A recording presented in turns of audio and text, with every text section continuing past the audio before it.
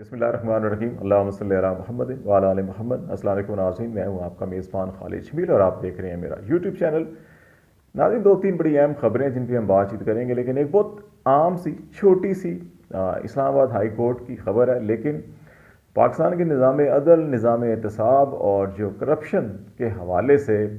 اس وقت ملک کے اندر کوششیں، اس کے حوالے سے یہ خبر کے اثرات جو ہیں یا خبر کے مضمرات جو ہیں وہ بہت زیادہ ہیں۔ خبر یہ ہے کہ اسلام آباد ہائی کورٹ نے عدالت عالیہ کے ہی ایک ملازم جو جج صاحب کے گھر پہ خدمات سر انجام دے رہا تھا، اس کو نوکری سے برطرف کر دیا گیا۔ کرپشن کا ان پر الزام ہے، قومی خزانے کو نقصان پہنچانے کا ان پر الزام ہے، اور انہوں نے جو عدالت کے اندر رجسٹرار جو ہے وہ ایڈمنسٹریشن کی پاور رکھتے ہیں، جو انہوں نے اس انکوائری کی اور اس کے نتیجے میں ان کو برطرف کیا گیا تھا، تو اس برطرفی کے فیصلے کے خلاف انہوں نے اپیل دائر کی تھی۔ تو ایڈمن جج جو ہیں انہوں نے اس کی سماعت کی اور ان کی برطرفی کا جو فیصلہ ہے برقرار رکھا، اور یہ قرار دیا کہ جج صاحب کے ہاں کام کرنے والے اس ملازم نے جو ہے کہ وہ قومی خزانے کو نقصان پہنچایا اور کرپشن کی، اس لیے ان کی جو برطرفی کا فیصلہ ہے وہ برقرار رکھا جائے گا۔ اب انہوں نے کرپشن کیا کی؟ اس ملازم کا یہ موقف ہے کہ اس کی بچی شدید بیمار تھی اور رات کے پچھلے پہر جو ہے کہ اس کو گھر جانا پڑا۔ وہ جج صاحب کے ہاں جو ہے خانسامہ کے فرائض سر انجام دیتا ہے، اس کے پاس کوئی چارہ نہیں تھا بچی کے علاج کے لیے کہ وہ سرکاری گاڑی جو ہے وہ لے کے گیا اور اس نے بچی کو جا کے اس کا علاج ٹریٹمنٹ ڈاکٹر کو دکھایا اور پھر جو ہے وہ واپس آ گیا۔ تو یہ تقریباً کوئی 110 کلومیٹر وہ گاڑی چلی تھی۔ تو یہ ان کے اوپر الزام ہے کہ یہ 110 کلومیٹر گاڑی انہوں نے سرکاری جو ہے کہ وہ چلائی، اجازت کے بغیر چلائی، اور اس کا جو پیٹرول کا خرچہ ہے وہ قومی خزانے کے اوپر بوجھ بنا، تو اس کی وجہ سے ان کی ملازمت گئی۔ اب پاکستان کے اندر اگر آپ دیکھیں، اربوں روپے کی کرپشن کے الزامات جن بڑے بڑے سیاستدانوں، وزراء اور ایون وزراء اعظم کے خلاف ہیں، اور یہی عدالتیں نیب قانون میں ترمیم کی آڑ لے کر آئے روز ضمانتیں بھی دے رہی ہیں، بریت کے فیصلے بھی جاری کر رہی ہیں، اور تمام مقدمات جو ہیں وہ واپس نیب کو بھیجے جا رہے ہیں جی کہ ہماری ڈومین سے باہر ہیں۔ اور دوسری طرف ایک درجہ چہارم کا جو ہماری سرکاری کیٹیگریز ہوتی ہیں، اس کا ملازم جس کی بچی شدید بیمار ہے، اس کو اتنی اجازت نہیں ہے کہ وہ سرکاری گاڑی جو ہے کہ وہ جائے اپنی بچی کا علاج کروائے اور پھر واپس آ جائے۔ اجازت نہیں لی، غلطی کی، اور اس کی سرزنش ہونی چاہیے تھی، اس کے اوپر کچھ اور چھوٹی سزا بھی دی جا سکتی تھی، لیکن یہ ملازمت سے برطرفی کی جو ہے یہ انتہائی سخت سزا ہوتی ہے۔ غالباً یہ اتنی بڑی سزا کا حقدار نہیں تھا جتنی اس کو دی گئی۔ اگر اسی اصول کو دیکھا جائے تو پھر تو ہمارے موجودہ وزیر اعظم صاحب جو ہیں وہ بھی کئی بار یا کئی سال یا تا حیات جو ہے کہ اس منصب کے لیے نائل قرار دیے جا سکتے ہیں اور ان کو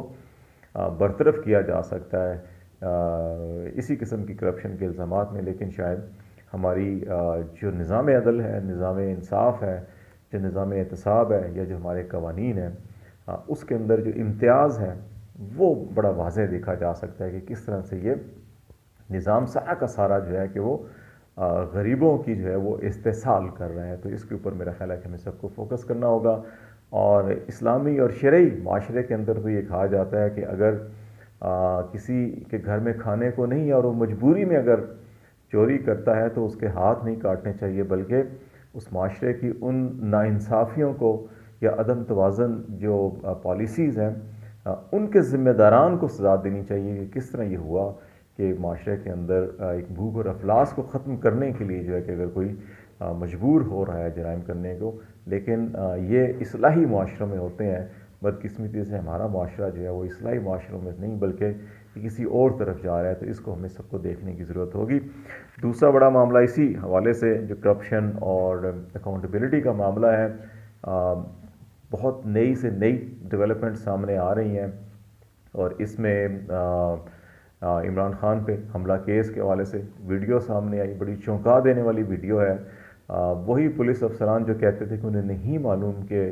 عمران خان کے حملے کے بعد ملزم کی ویڈیو کیسے بنی اور کیسے لیک ہوئی،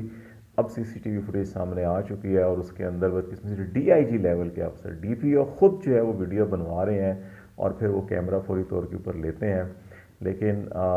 یہ سارا کچھ کیا ہو رہا ہے؟ یہ بڑے خوفناک حقائق ہیں. جو یہ جدید ٹیکنالوجی اگر نہ ہوتی یا یہ JIT اور اس JIT کے سربراہ کوئی اور ہوتے تو یہ حقائق سامنے شاید کبھی بھی نہ آتے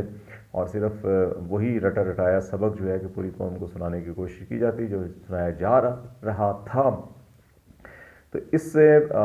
بہت سے اصل ملزمان جو ہیں ان کے جو ہے چہرے بھی کھل کے سامنے آنے والے ہیں. اسی لیے جو ہے کہ ایک ہنگامہ آرائی برپا ہے اور جو ملزمان کے وکلا ہیں ان کی پریس کانفرنس وہ سرکاری میڈیا بھی اور تمام مین اسٹریم میڈیا بھی دکھا رہا ہے. تو اس سے صاف یہ دکھائی دے رہا ہے کہ عمران خان کے حملے میں صرف محض ایک ملزم نوید نہیں بلکہ اس کے اندر پنجاب پولیس کے یہ جو تمام اس کو کور اپ کرنے میں لگے ہوئے تھے ذمہ داران یہ DPO اور RPO گجرانوالہ اور اس لیول کے افسران تو ان کی ذمہ داری تھی کہ وہ ان کو سیکیورٹی فراہم کرتے اس لانگ مارچ کو اور عمران خان کو. لیکن وہ سارے کے سارے اس حملے کو کور اپ کرنے کے اندر لگے ہوئے تھے. دیکھتے ہیں کہ یہ تحقیقات کیسے آگے بڑھتی ہیں. دوسری طرف اسی معاملے سے جڑا ارشد شریف اور پھر اس کے بیانات جو ہیں تسنیم حیدر کے لندن کے اندر اور پھر مریم نواز صاحبہ اور نواز شریف صاحب ایک بار پھر جو ہے کہ وہ لندن سے باہر چلے گئے ہیں اور جنیوا گئے ہیں. وہ سے لوگ کیا سارائیاں کر رہے ہیں مفروضے اور اس کے اوپر جو ہے خبر آرائی کی جا رہی ہے کہ انہیں ایک بار پھر شاید 6 جنوری سے جو ہے کہ دوبارہ جو ہے کہ کرسمس ہالیڈیز کے بعد وہاں پہ سرکاری ایجنسیز اور تمام ادارے کھلنے تھے اور پھر شاید نواز شریف صاحب یا مریم نواز صاحبہ کو بیانات کے لیے طلب کیا جانا تھا. اس قسم کی بھی خبریں گردش کر رہی ہیں اور بعض لوگوں کا خیال ہے کہ وہ امیجیٹلی سر دست اس قسم کی کسی کارروائی سے بچنے کے لیے جو ہے کہ وہ جنیوا گئے ہیں. لیکن دوسری طرف جو پارٹی ذرائع ہیں یا خاندانی ذرائع ہیں ان کا موقف ڈیفرنٹ ہے. اور اس ساری صورتحال کے اندر میرا خیال ہے کہ پاکستان کی نظام عدل نظام انصاف اور تفتیشی نظام جو ہے کہ اس کے اوپر جتنے بھی سوالات اٹھائے جا رہے ہیں وہ کم ہیں. اور ایک بار پھر سب کی نظریں جو ہیں کہ وہ ان JITs اور ان کی کارروائی پہ لگی ہوئی ہے. تو لیٹس سی کیسے آگے معاملات بڑھتے ہیں. ایک اور بڑا اہم معاملہ جو ہے اسی سے جڑا ہوا عمران خان کی جو گفتگو تھی اور پھر انہوں نے جنرل باجوہ کو براہ راست اس ٹارگٹ کیا اور کہا جی کہ اصل میں وہ ان کا قتل کروا کے اور پھر ملک میں ایمرجنسی لگا کے خود اقتدار میں جو ہے مزید ایکسٹینشن لینے کا ان کا پلان تھا. لیکن اللہ نے ان کو محفوظ رکھا اور باجوہ کا یہ پلان بھی ناکام ہوا. جناب باجوہ کے خلاف جب سے انہوں نے اقتدار چھوڑا ہے بلکہ اپنا منصب چھوڑا ہے اس سے پہلے سے ہی ان کے خلاف ایک طویل چارج شیٹ شروع ہو چکی تھی. پھر آڈیو ویڈیو سکینڈلز کا سامنے آنا اس سے متعلق بھی کہا جا رہا ہے کہ تحقیقات کی جا رہی ہیں. پھر کوئی $500 ملین کی ایک اور پروجیکٹ جو فینسنگ کا پروجیکٹ تھا پاک افغان بارڈر کے اوپر اس کے حوالے سے بھی بعض ایسی اطلاعات آ رہی ہیں کہ وہاں بھی تحقیقات کی جا رہی ہیں. اور اب جو ہے کہ یہ عمران خان کے حملہ اور پھر ارشد شریف کے اوپر جو حملہ ہے اس سارے کی بہت سی کڑیاں جو ہیں کہ وہ کچھ ایسے افراد کی طرف جا رہی ہیں جن کی براہ راست سرپرستی جو باجوہ کیا کرتے تھے. تو یہ چارج شیٹ طویل ہوتی جا رہی ہے اور ہم نے پہلے بھی بات کی کہ راولپنڈی اسلام آباد کے اندر بہت سی ایسی خبریں گردش کر رہی ہیں کہ جناب باجوہ کا کیا کورٹ مارشل ہو سکتا ہے یا نہیں ہو سکتا. ماضی میں بہت سے ایسے افسروں کے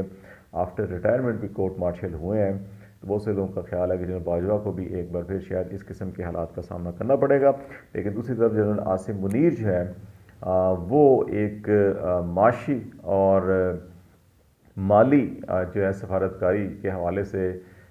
سعودی عرب اور UAE کے دورے پر روانہ ہوئے ہیں. ڈیفینیٹلی جو ISPR کی اناؤنسمنٹ ہے اس کے اندر تو پاک سعودی عرب کے یا پاکستان اور UAE کے جو دفاعی تعلقات ہیں سیکیورٹی کوآپریشن ہے وہ معاملات زیر غور آئیں گے. لیکن اصل جو مدعا ہے وہ پاکستان کی معاشی صورتحال ہے. پاکستان کو ایک فسکل پیکج کی سپورٹ چاہیے. اسٹیٹ بینک کے ریزرو جو ہیں کوئی انتہائی خطرناک حد تک کم ہو چکے ہیں اور جو ہمارے پاس 2 ممالک کے ڈالر سے ان سے بھی اب پیسہ خرچ ہو رہا ہے. تو اس لیے ان 2 ممالک نے پاکستان کی اس حکومت کی امداد کرنے سے معذرت کر لی تھی. تو اب جو ہے آرمی چیف اپنے اس منصب کا استعمال کرتے ہوئے عسکری سفارتکاری کے اوپر گئے ہیں اور توقع یہ کی جا رہی ہے کہ ان کے دورے میں ایک بار پھر سعودی عرب اور UAE کو قائل کیا جائے گا کہ وہ کچھ مزید ڈالر جو ہیں وہ پاکستان کے اسٹیٹ بینک کو فراہم کریں اور یہاں پہ رکھے جائیں تاکہ تھوڑی سی کچھ اسٹیبلٹی آئے. تو لیٹس سی، دیکھتے ہیں کہ عاصم منیر صاحب کس حد تک کامیاب ہوتے ہیں. غالب امکان یہی ہے، زیادہ چانسز یہی ہیں کہ ان کو کامیابی ہوگی،